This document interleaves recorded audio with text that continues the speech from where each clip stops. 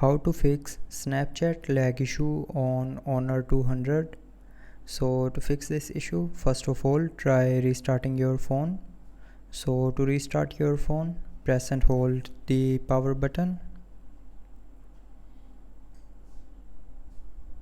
and then from this menu tap on restart. So when you will tap on this restart icon here, it will restart your phone, and after restarting your phone it will fix the Snapchat lag issue. But after restarting, if you are still facing the issue, then open settings. Now in settings, scroll down and here click on apps.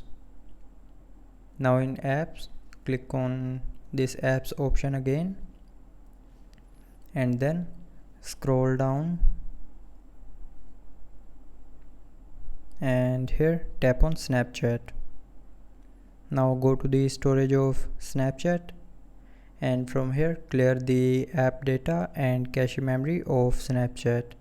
So to clear the cache memory, tap on clear cache, and to clear the storage, tap on manage storage, and from here tap on delete.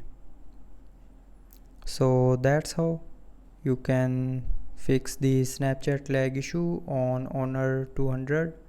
So I hope you liked the video. Thanks for watching.